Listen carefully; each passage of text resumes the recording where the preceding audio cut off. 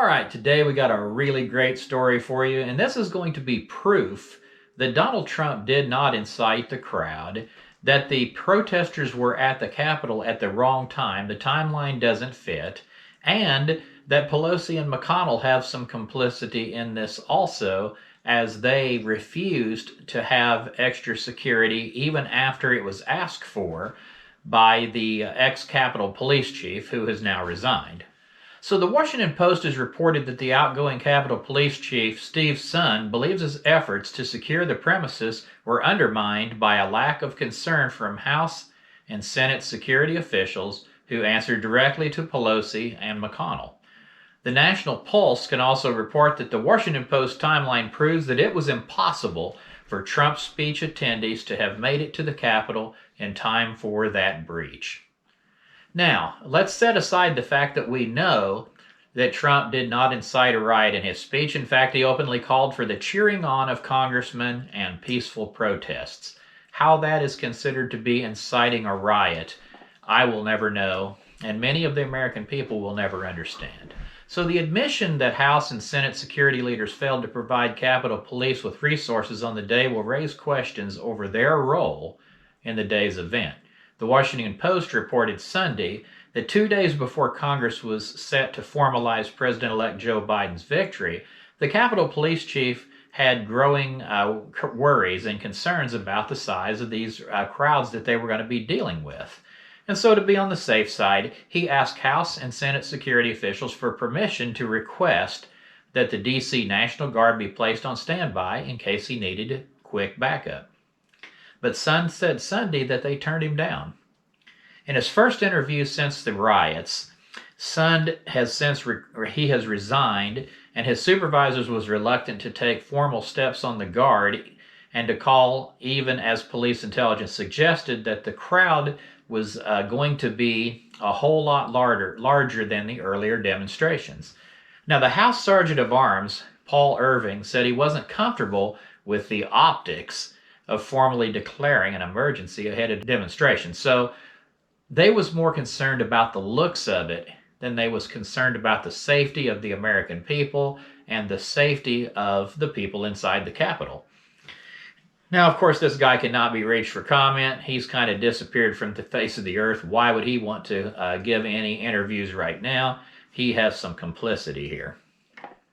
The Capitol Police Chief Sund recalled a conference call with Pentagon officials from the D.C. government. He said, "I am making an urgent, immediate request for National Guard assistance. I have got to get boots on the ground." But the request was apparently denied, again, over the optics. And so I don't like the visual of the National Guard standing in a police line with the Capitol in the background, an Army official replied.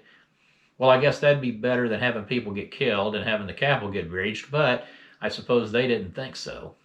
The Chief of Staff for D.C. Mayor Bowser admitted, literally, this guy on the phone, I mean, he's crying out for help, and it's burned in my memories. Let's move on to this dodgy timeline. Okay, so we know that the president started speaking at noon that day, and the first wave of protesters arrived at the Capitol at about 12:40. Now, you got to consider that the president was not speaking right there on the Capitol grounds. He was a good half hour to 45 minutes away by walking time, which is how his crowd would have to get there. And so the first wave, though, arrived at the Capitol at 12:40.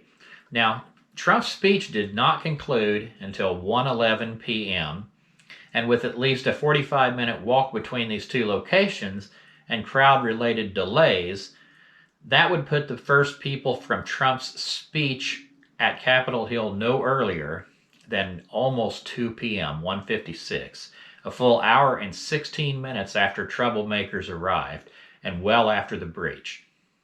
In fact, the rioters who breached the perimeter would have had to leave Trump's speech before it even began. Well, it's pretty hard to be incited into rioting if the speech hadn't even began. The Washington Post states that the outer perimeter of the Capitol's west side was breached within 15 minutes. So it was taken down pretty fast. Trump was still talking at this time. And so this timeline does not add up whatsoever. Again, 1 p.m. would have been a full 56 minutes before any Trump speech attendees could have begun arriving. Now, if a person says, oh, well, they could have left 5 minutes after his speech and ran, well, maybe if they did that. But who in the world is going to stand out in the cold for 4 or 5 hours waiting for Trump to speak just to leave after he begins his opening remarks?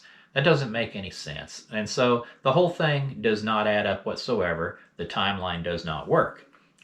So at 1:09, still before the president had finished speaking, Sun called the sergeants at arms of the House and Senate and told them it was time to call in the Guard.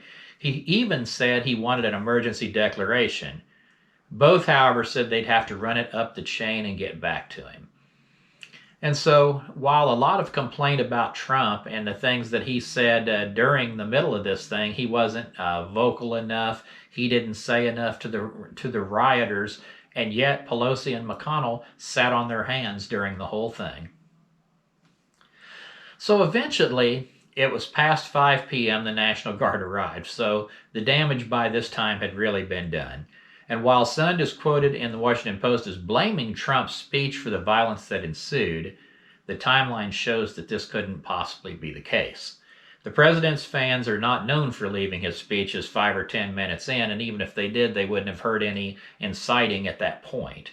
And by the time the Capitol was breached, those who had stayed to listen to even the first 15 minutes could not have made it there on time. And so there you have it. We know for sure.